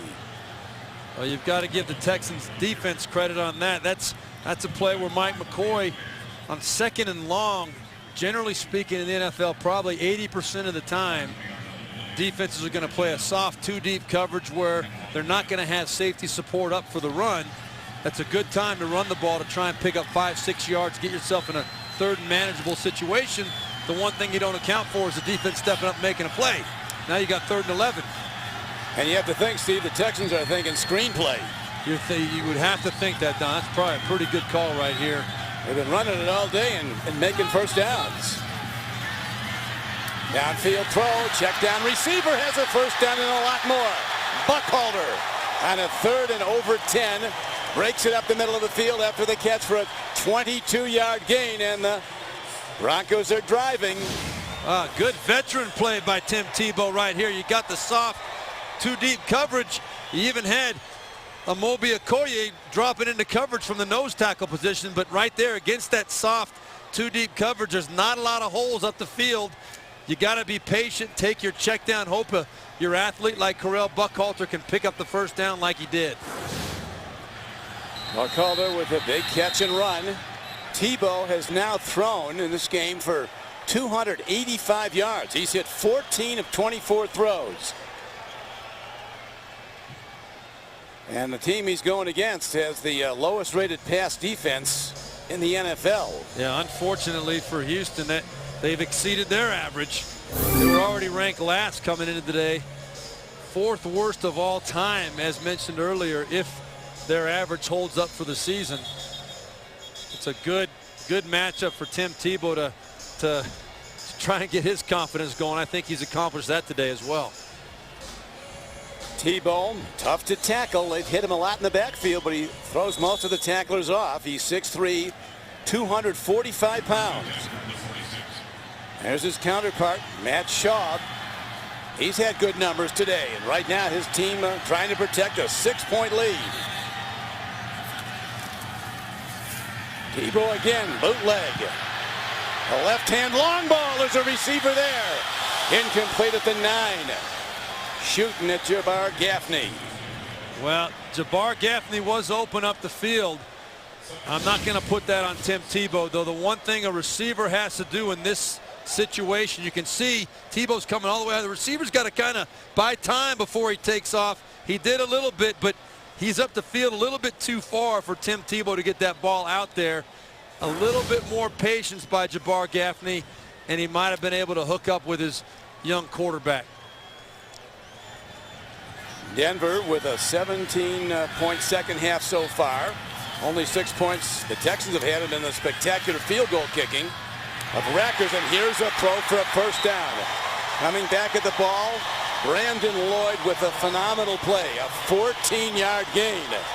Well, that puts Tebow right about 300 yards. What a great throw that was. I mean, under pressure right away, I thought it was a careless throw initially, but when I saw the end result, it was right on the money. I thought he was just trying to get rid of that football dangerously, but no, it was right there. Great play. Well, the great John Elway carried this franchise for 16 seasons. You start to think maybe this is the Elway replacement they've been waiting for. A long way to go, a lot more to be decided. Protecting the ball is huge, and Gaffney makes a great play. One-handing the ball. Glover Quinn beaten on the crossing pattern, and the Broncos down by 6 are driving. Well, I like the confidence being shown in Tim Tebow right now with the play calling, trying to see if this kid can do it and can make the plays. You're going against the worst ranked pass defense in the NFL. That's the way you should attack them. And they're giving his young quarterback a chance to make some plays. He made the one very bad throw for an end zone interception on the opening drive. But his ball security's been excellent, and now here's the running game as it's Buckhalter, the big back from Nebraska, banging straight ahead, stopped by Tim Johnson. Tim Jamison. Now look at those fantasy leaders right now. How about Aaron Rodgers? Look at that fourth name down for the quarterbacks. Tim Tebow, one of the fantasy leaders and the rushing leaders. Schaub waiting for his chance. He's had really good numbers today. If the Broncos should take it in.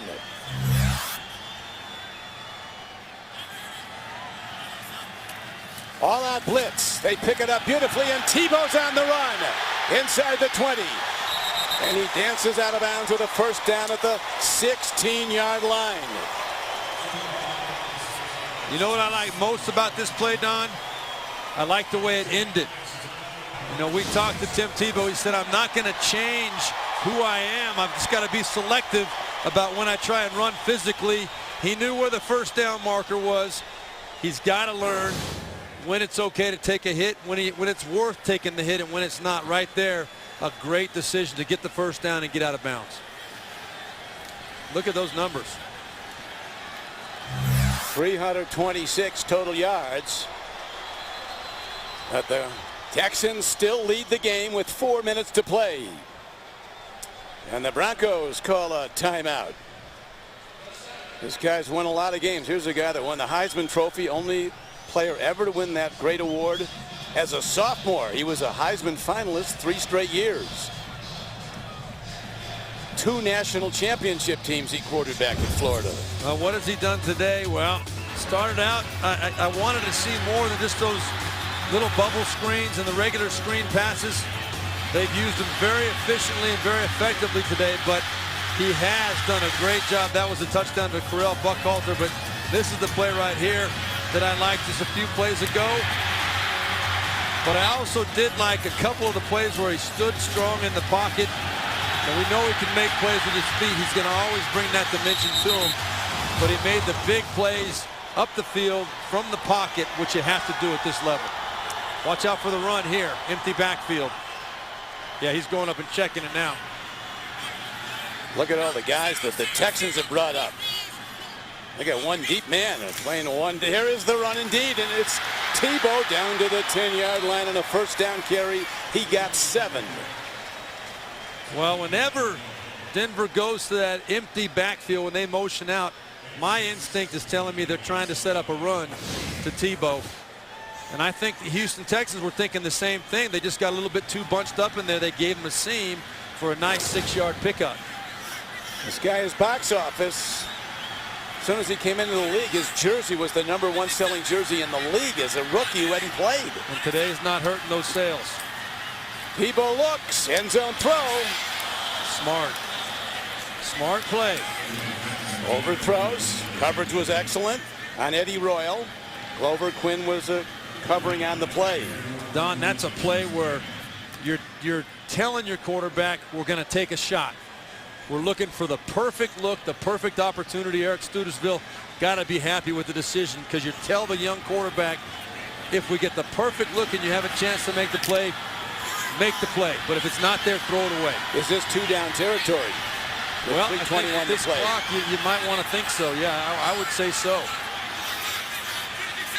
Hey, the Texans are sending people blitzing. Here they come, and they're coming fast. End zone throw. They're going to call PI. First and goal. Denver Broncos. PI pass interference. You want to know what Glover Quinn had to do to make sure that wasn't a play action or a pass interference done? If he would have just turned around. Pass interference. Defense number 29. Because the foul occurred in the end zone. The ball was placed at the 1-yard line. First down. If he would have just turned around to look for the football, I don't believe this play is called. He's not making any kind of contact, but he didn't make a play on the football. There was slight contact. I still don't agree that there was enough contact for a pass interference, but he didn't turn to make a play on the football. A lot of times the referee will throw the flag just for that. And again, the open backfield. They spread the field with the formation. Tim Tebow could have a false start, pre-snap penalty.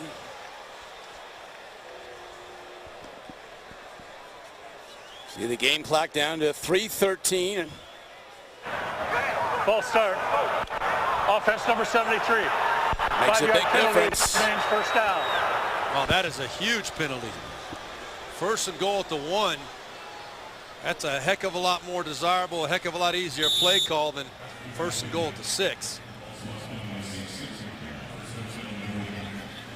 So McCoy has orchestrated the offensive coordinator for the Broncos the game beautifully for his rookie quarterback. Let's see what the guys are going to blitz again. Left field to protect. Well, Frank Bush, the defensive coordinator for Houston's got to go into his bag of tricks here. Go to the end zone. Ooh. Incomplete. Coverage was very good on Eddie Royal. As the rookie number 1 draft choice Kareem Jackson, number 25 from Alabama. Well, as well as Tebow's been playing, that was almost a classic rookie mistake right there. He was baited into throwing this ball and almost cost his team. He was trying to complete that ball. That was not a throwaway. Fortunately, the ball was a little bit high for Eddie Royal. Jackson from Alabama knows Tebow from Florida very well from their days in the SEC. Second and goal. Quarterback draw. 3 wide receivers right. Tim Tebow turns the corner. He's going in.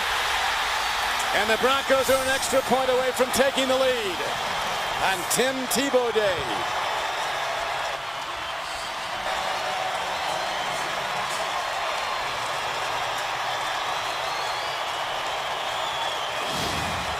How about this guy? This was a designed play action fake to the front. You look, you see there's nobody here on the front side for Houston. The run fake to the right side. Tebow instinctively senses it and realizes that, well, these defensive linemen are fast, but number 92 Earl Mitchell for Houston is not as fast as I am. The extra point is a huge one. And the Broncos take the lead for the first time, 24-23. And now Matt Schaub and the Texans ready to get the ball back. But all day they've been out without their all-pro wide receiver who was out with an injury. Andre Johnson couldn't go today. Well, you know what the key to that play right there was, Don? Mark Anderson, the backside defensive end, lost his contain. Mike McCoy, very, very satisfied right there. Tim Tebow, he's firing up his teammates right now. Look at that. You can't coach that, Don. That's passion. He told us, Tim Tebow, we talked to him, he said, I believe that leaders know where they're going and how to get people to follow them. Yeah, he said people want to follow it, a leader. He said even if you have to fake it sometimes. He said, I'm not going to lie to you. I've had to fake it a few times. But if your teammates believe you. But he said when you fake it a little bit, then you're pumped up yourself. You can convince yourself. That's right. Well, Matt Schaub and Gary Kubiak and that Texans offense have got to step up here now. A loss after being up 17-0 in a game like this could be devastating for them. But well, it's been Tebow in the second half. Let us not forget Matt Schaub is a sensational player. He's 19 of 26 today for 265 and a touchdown. Well, as you mentioned, though, he's minus his #1 weapon. and Andre Johnson. But we also have to remember his field goal kicker is hit from 54 and 57, so a long-distance field goal could be in the offing to decide this game. Don, that was a terrible decision by Steve Slayton to run that football out. It was 6 yards deep in the end zone. To try and run it out at this point in the game, you get hit at the 15-yard line. How about the Bengals and the Chargers? Scoreboard is changing. Here's James Brown. Don and Steve, Cincy adding to their pad. Bernard Scott, running back, up the gut, 10 yards to pay dirt. Cincy on top, 34-13 as San Diego lost their out. KC will win the AFC West. Don and Steve. All right, James, and here is Schaub standing in, gets time, down the middle throw, comes in on the 1-hop, 2nd and 10. Looking at Jacoby Jones, who's made some big plays today for the Texans. I don't know whether that ball was tipped or not, Don, but it sure looked like it the way it dove. Yeah, right there, the right arm. That looked like it was Justin Bannon. Got his right arm up there. Either here or Williams. Somebody deflected it. 2nd and 10. And the decibel level is about as high as it gets. And it gets high in Denver. Terrific underneath throw. Schaub throws to tight end Joel Dreesen. A first down for the Texans. That's a big play right there. You gotta do something to get your confidence back and your rhythm back. I'm not 100% sure Matt Schaub is feeling all that great after that one hit. I've seen him on the sidelines. Looks like he's a little bit foggy to me. Another good throw over the middle. Again, they work the middle of the field with the tight end position. This time it's Owen Daniels. And the Texans keep getting yards. A 15-yard gain, down by 1. Their place kicker, Rackers, is hit from 54 and 57 yards on field goal tries today. Hit them both. Schaub again, underneath throw. Again, he goes to the tight end. Ball is out. Let's see if they rule it a catch or if he did not have total possession in the process. He did not in the process of catching the ball. They're ruling it incomplete. That looked to me like it was a catch, just extending the ball to try and get an extra yard, and he lost control of it. So we're down now to the 2-minute warning in Denver. There'll be no overtime today. We're going to have a winner. Back to Denver. Don Criqui with Steve Berline. Here's where we're at. 1:59 to play. The Texans, who led 17-0 at halftime, down by a point. Matt Schaub at quarterback from the shotgun. Broncos come with 4. Beautiful underneath throw and catch. Dreesen with a first down. Joel Dreesen in a drag pattern underneath. And he's ahead for a gain of 15 yards, and the Texans drive on. Well, Don, I want to make a point here. That was Gary Kubiak made a decision not to challenge that last catch. I believe it was a catch, and I think he would have won the challenge. But I think in his mind, he calculated it was only a 4-yard gain. It was going to be 2nd and 6 or 2nd and 10. If there's any doubt, let's don't waste the challenge and a timeout possibly. Our quarterback can make a play for us. He did right there. Blitzers come. Schaub swings it low. Open field tackle at the 39.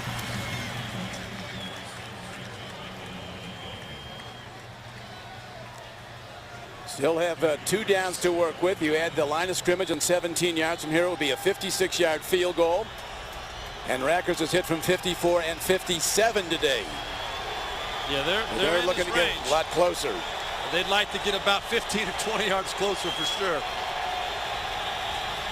17, you add 7 for the hold, 10 for the 10 yards deep in the end zone. Tip ball, and the Broncos intercept off the hands of Owen Daniels. Paris Cox.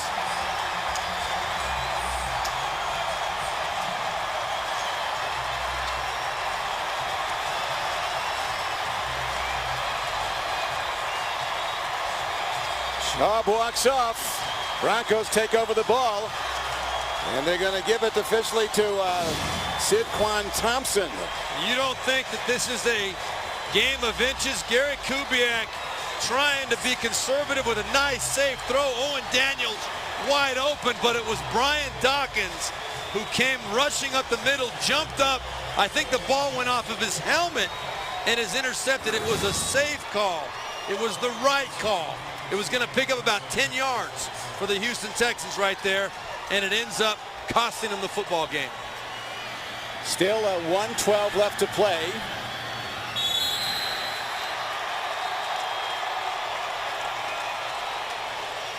That just shows you how look at that, right off of Brian Dawkins' head and over the top of Owen Daniels. There was nobody that was going to tackle Owen Daniels before picking up 10 to 15 yards. That's the way to use your head, Brian. Good job. The 15-year vet. Cox and Thompson going for it. Thompson with the interception on the deflected ball. And now the ball at the 26-yard line, 2nd and 11. And the Broncos in position to win this game after they were down 17-0. Well, Gary Kubiak thinking he's got one timeout left.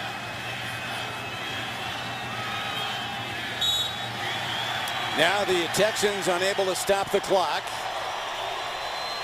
Out of timeouts. Well, they're out of timeouts. Excuse me. I thought they were sitting on one more.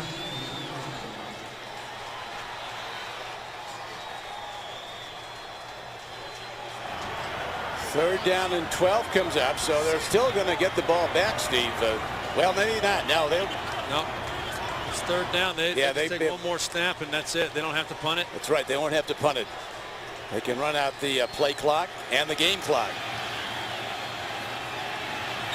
Now, what can you say about Tim Tebow? Phenomenal. Feel terrible for Matt Schaub, Gary Kubiak, and the Texans, but what a great display coming back from 17 points down.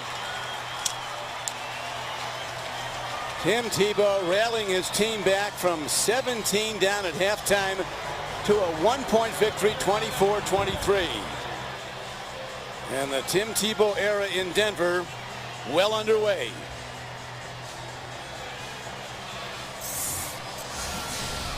That's a game ball he'll treasure. Final score, Denver 24, Houston 23. And the game-winning touchdown by Tim Tebow. He takes off and he goes in. That tied it, and the extra point gave him the lead. Quan Thompson comes up with the interception, stops Schaub's drive. Coming up next at the Subway postgame show for Steve Berline, this is Don Criqui saying so long from Denver. You've been watching the NFL on CBS. We'll join James Brown in New York after this.